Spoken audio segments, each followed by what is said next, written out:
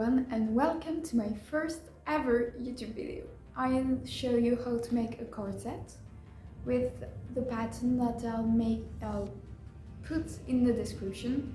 I am not an English speaker, I think you can hear it, but I am French.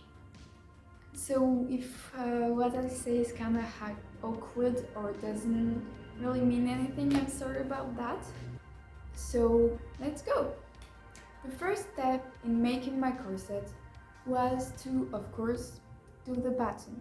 The thing is, I did this corset with a very specific idea in mind because I saw the most amazing corset on Pinterest and I had to do it because I first wanted to do the Navarro's pattern, but when I saw that corset, immediately I had to do it.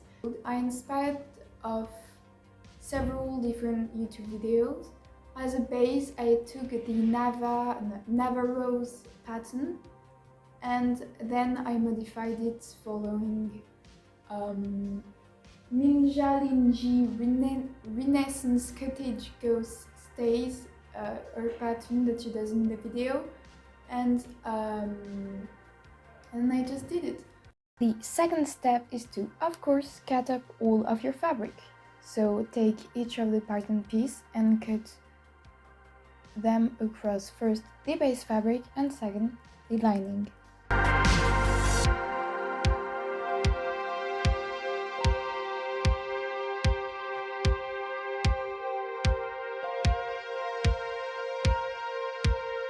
Once you've cut up all of your pieces, take the front pieces, both the fabric and the lining, and sew the fabric and the lining together across the front seam, the one that will be with the eyelets, but only that seam.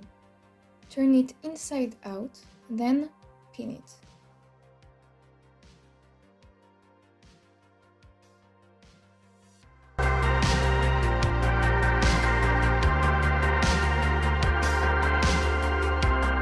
Once you've done that, take your next piece of fabric for under the arm and flip it like you would if you sewed it right sides together, but in between there is the front piece you just pinned, so in between that.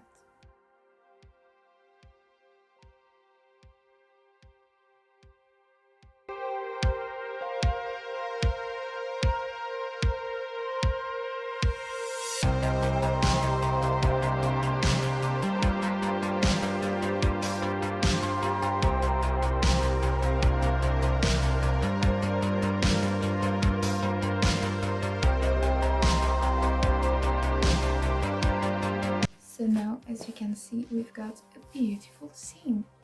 So we're gonna cut this up a little bit and then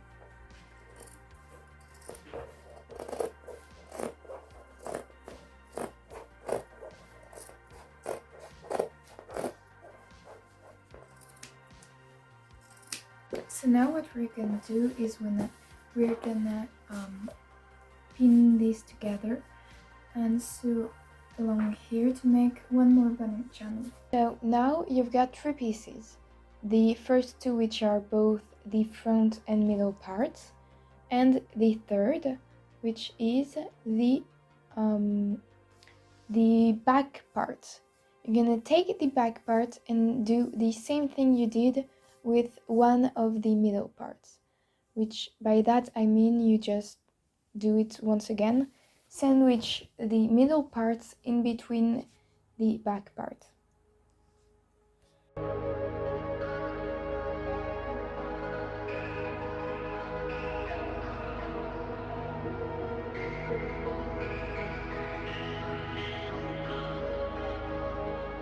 So we've sewn it all together with the channel here and well, it's sewn.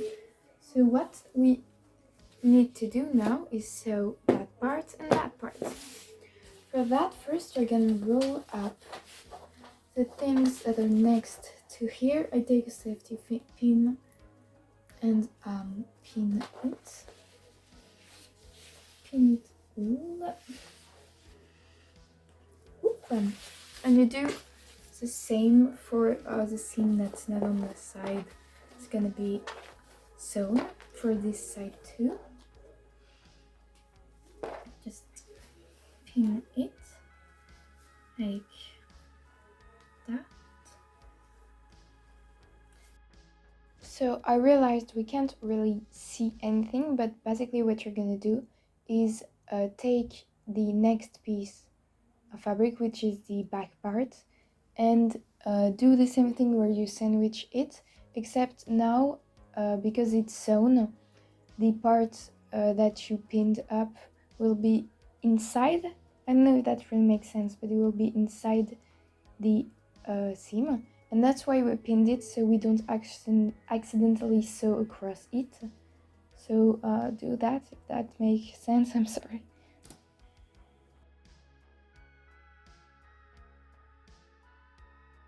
So now you've sewn the side, you need to pull it inside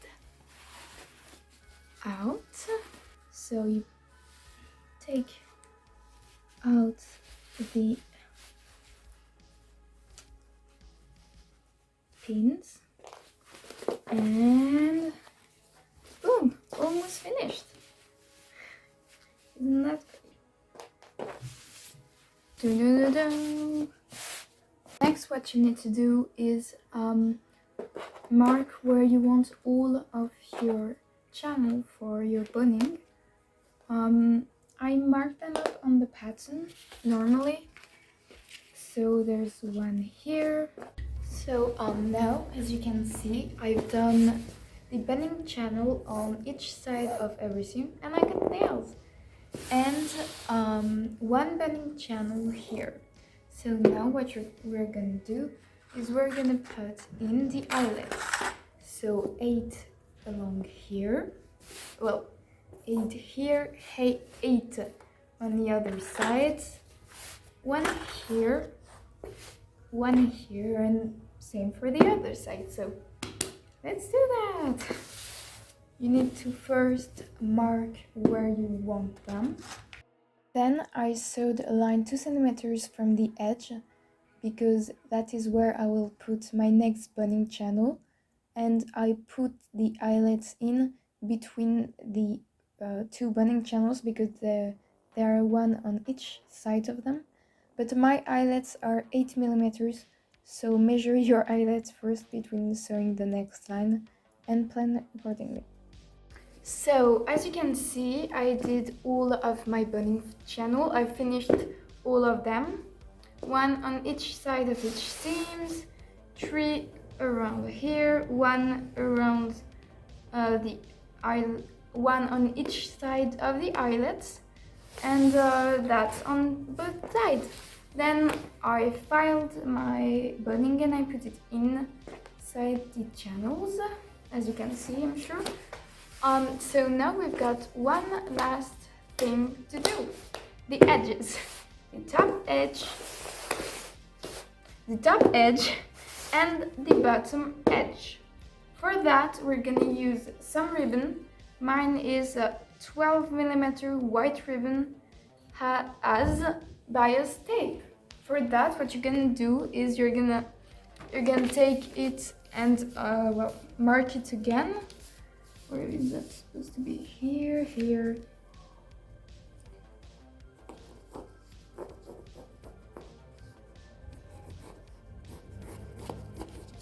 I don't know if y'all can see, but we've got our mark here. And now what you're gonna do is you're gonna take your ribbon and pin it above your line you just did, about half your ribbon wide. I don't know if that makes sense, but like you've got your ribbon and here is half of it, so your ribbon should be like that. That's the line, and it's half a ribbon like that. And you're gonna do it all along the seams on each side, top and bottom, and then sew it very as close to the edge as you can do it.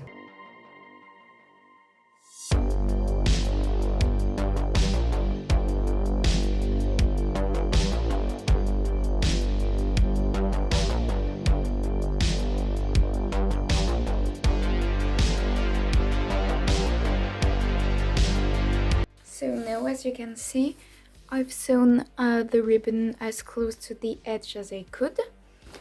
And what you're gonna do is you're gonna take your scissors and just cut it up following the line you sew the ribbon next to.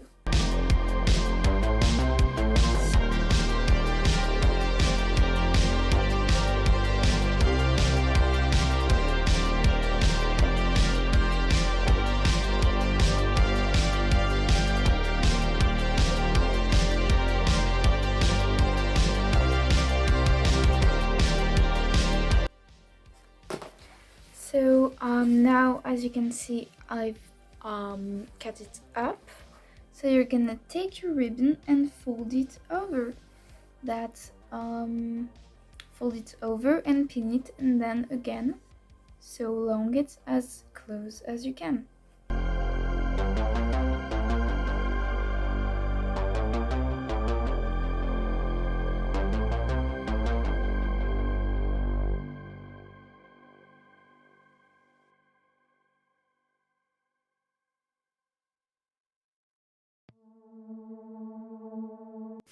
So I pinned it to the other side. As you can see, it's a little hard because of all the curves there are, but normally this should be good. So you do that, and you sew as close to the side as you can. Woo! And there you go, you get a perfectly good corset. As you can see, the edges are clean and it's very pretty. If you have any question, just ask in the comments. If you like this video, like and subscribe because I think I'll do other tutorials. And well, like I said, I'll put all of the videos that help me make this corset in the description box. So there we go. Goodbye.